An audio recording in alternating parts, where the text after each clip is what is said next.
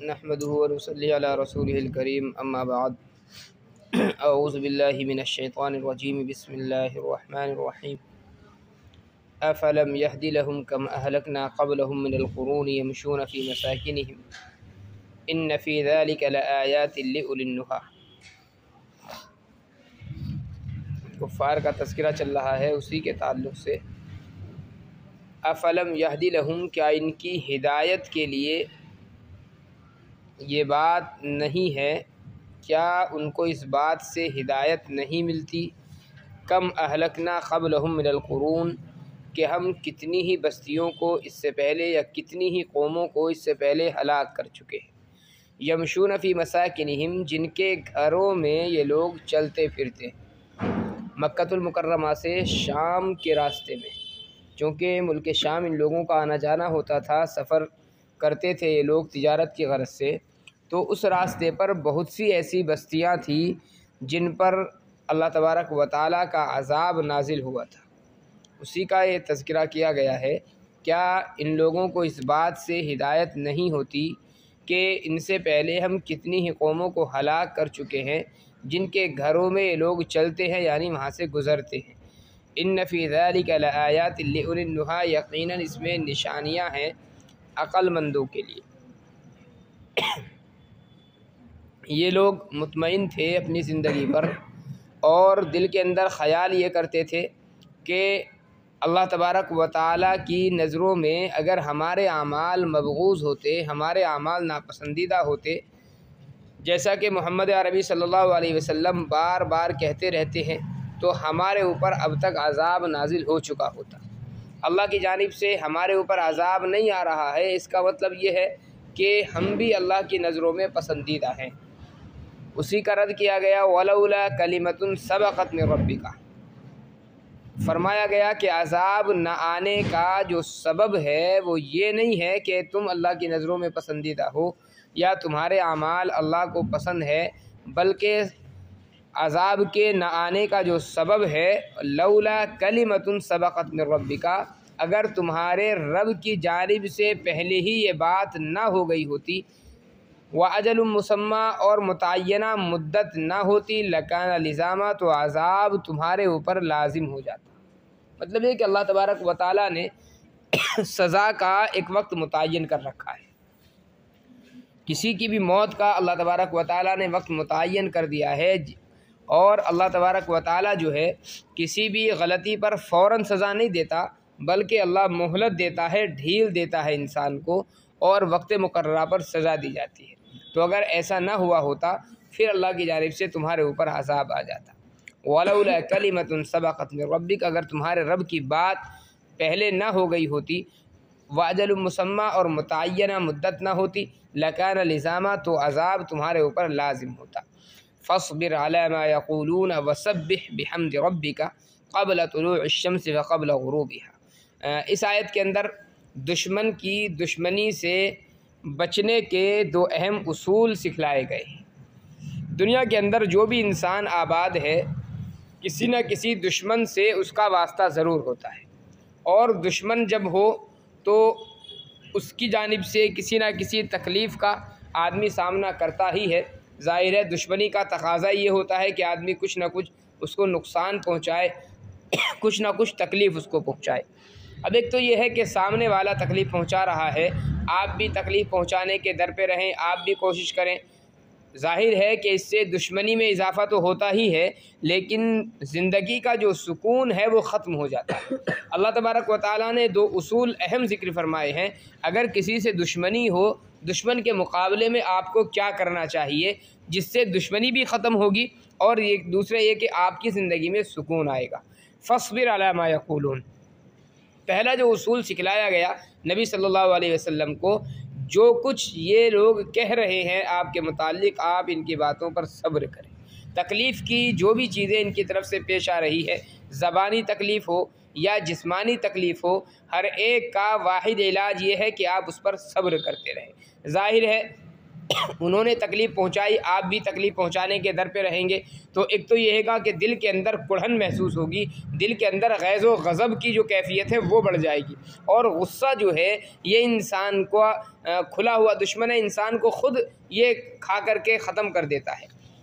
गुस्सा एक ऐसी सिफत है कि दूसरे वाले को नुकसान बाद में पहुंचाता है, ख़ुद गुस्सा करने वाले को सबसे पहला उसका नुकसान होता है। तो ज़ाहिर है सामने वाले ने तकलीफ़ पहुंचाई, हम भी उस पर तकलीफ़ पहुंचाने के दर पे रहे, गुस्सा करें, उसकी वजह से बहुत सारे नुकसानात हमारे अपने भी होते हैं। तो पहला उसूल ये सिखलाया गया, फ़स्बिर अला मा यक़ूलून, सामने वाले की तकलीफ़ पर गुस्सा करने की ज़रूरत नहीं है, गैज़ व गज़ब दिखलाने की ज़रूरत नहीं है। आप जो भी तकलीफ़ उसकी जानिब से पहुँच रही है सब्र करें। वसब्बिह बिहम्दि रब्बिका क़ब्ल तुलूइ शम्स व क़ब्ल ग़ुरूबिहा, दूसरे क्या, अपने रब की हम्द की तस्बीह करते रहिएगा, अपने रब की हम्द बयान करते रहिएगा। क़ब्ल तुलूइ शम्स, तुलूए शम्स से पहले भी, ग़ुरूब शम्स से पहले भी, व मिन आनाइल लैल, रात के कुछ हिस्से में, फसब्बिह, तस्बीह करते रहिए, व अतराफ़न नहार, और दिन के दोनों किनारों में यानी सुबह और शाम तस्बीह करते रहें। लअल्लका तर्दा, शायद आप इस बात से खुश हो जाएं। मतलब ये कि तकलीफ़ पहुँच रही है तो आप अल्लाह ताला का इस पर शुक्र अदा करें, अल्लाह ताला का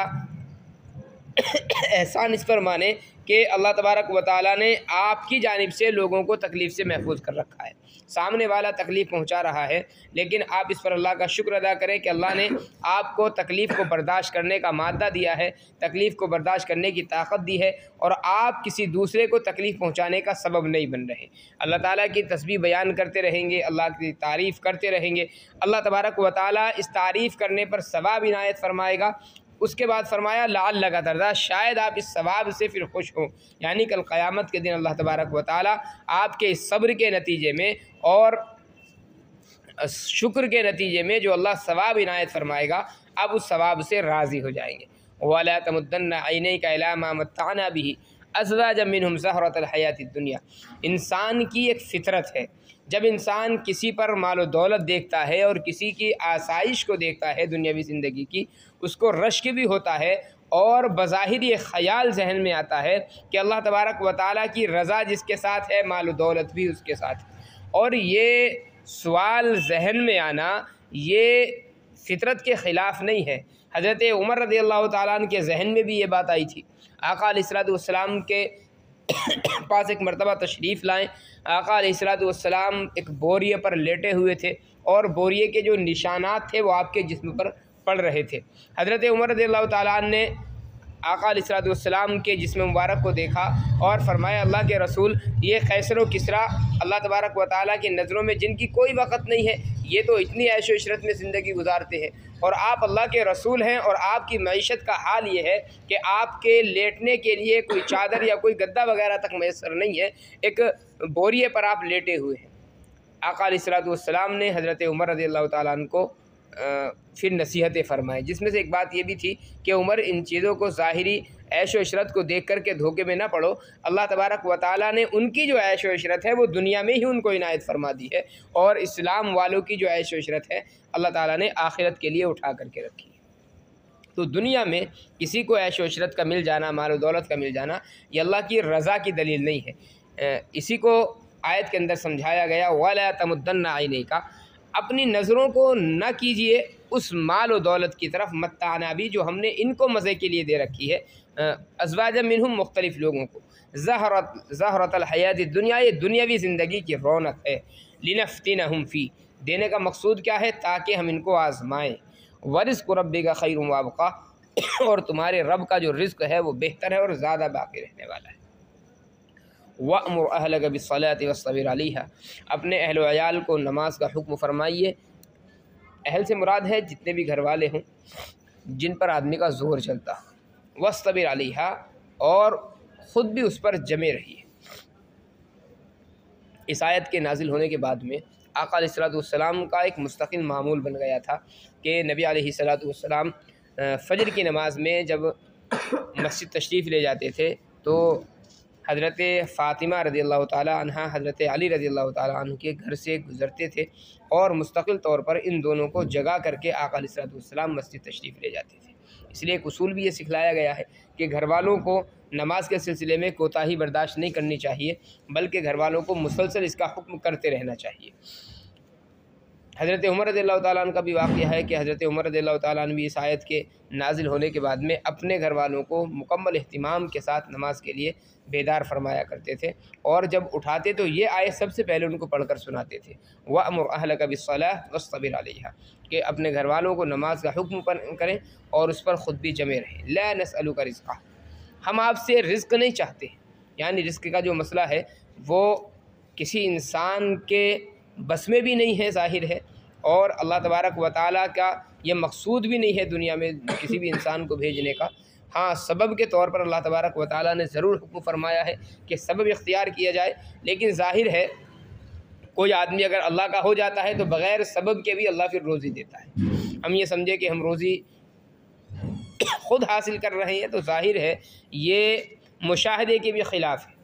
कोई भी आदमी हो, एक सबब के तौर पर किसी चीज़ को लेकर के बैठ जाता है, दुकान वाला दुकान पर सामान लेकर के बैठ रहा है, लेकिन ग्राहकों को भेजना, वहाँ पर उनके दिलों को दुकान की तरफ मुतवज्जे करना, वो अल्लाह ताला का काम है। किसान खेत में जाता है और जाकर के बीज डाल देता है, इतनी सख्त ज़मीन को फाड़ करके उस बीज का निकलना, और इतना मुलायम और नर्म वो पौधा होता है, लेकिन इतनी सख्त ज़मीन को फाड़ करके बाहर आ जाता है। फिर तमाम बारिशों को, तमाम आंधियों को, हवाओं को बर्दाश्त करते हुए उस पौधे का बड़ा हो जाना और अल्लाह ताला का फिर उसके अंदर दाना पैदा करना, ये ज़ाहिर है किसी इंसान के बस में नहीं है। ये सब कुछ अल्लाह तबारक व तआला की कुदरत से है। तो इसलिए अल्लाह का जो मकसूद है वो इंसान को भेजने का, वो रिज़्क़ कमाना हरगिज़ नहीं। ला नसअलुका रिज़्क़ा, हम आपसे रिज़्क़ नहीं चाहते, नहनु नरज़ुक़ुका, हम आपको रिज़्क़ अता करते हैं। वल आक़िबतु लित्तक़वा, बेहतरीन अंजाम मुत्तक़ियों का और परहेज़गारों का है। वक़ालू लौला यातीना बिआयतिन मिन रब्बिह, और ये यानी कुफ़ार मक्का कहते हैं कि क्यों नहीं हमारे पास कोई निशानी आई उनके रब की जानिब से, यानी जो अल्लाह ताला की वहदानियत पर दलील होती, रसूलुल्लाह सल्लल्लाहु अलैहि वसल्लम की रिसालत पर जो दलील होती, कोई ऐसी निशानी हमारे पास क्यों नहीं आई। अवलम तअतिहिम बय्यिनतु मा फ़ी सुहुफ़िल ऊला, अल्लाह फरमाता है क्या इनके पास वो निशानी, वो दलील नहीं आई जो पुराने सहीफ़ों में, पहले सहीफ़ों में थी, यानी गुज़िश्ता सहीफ़ों में, तौरात में, इंजील में, ज़बूर में, हर एक के अंदर कुरान करीम की और आका अलैहिस्सलातु वस्सलाम की बशारत दी गई है। तो दीगर किताबों के अंदर कुरान करीम का तज़किरा मिलना, नबी अलैहिस्सलातु वस्सलाम का तज़किरा मिलना, ये ख़ुद दलील है इस बात की। वलौ अन्ना अहलकनाहुम बिअज़ाबिम मिन क़ब्ली, और अगर हम इनको हलाक कर देते अज़ाब के ज़रिए इससे पहले, यानी कुरान करीम के नाजिल होने से पहले, आका अलैहिस्सलातु वस्सलाम की रिसालत से पहले, लक़ालू, तो कहते, रब्बना लौला अरसलता इलैना रसूला, ए हमारे रब, आपने हमारे पास कोई रसूल क्यों नहीं भेज दिया, फ़नत्तबि आयातिका, हम आपकी आयतों का इत्तिबा कर लेते, मिन क़ब्ल अन नज़िल्ला व नख़ज़ा, अपने ज़लील और रुस्वा होने से पहले। यानी अब रसूल आ गए हैं, अल्लाह की किताब आ गई है तो मानने के लिए तैयार नहीं, और अगर किताब आने से पहले, रसूल के आने से पहले अज़ाब आ जाता तो ये शिकवा और शिकायत होती कि अल्लाह अगर आप हमारी तरफ रसूल को भेजते तो हम उसका इत्तिबा करते। जैसा कि कल क़यामत की भी अल्लाह तबारक व तआला ने एक जगह पर यह मंजर कशी फरमाई है कि कल क़यामत में फिर ये लोग कहेंगे कि अल्लाह दोबारा हमें ज़मीन में भेज दीजिए और हम ज़मीन में जा कर के अब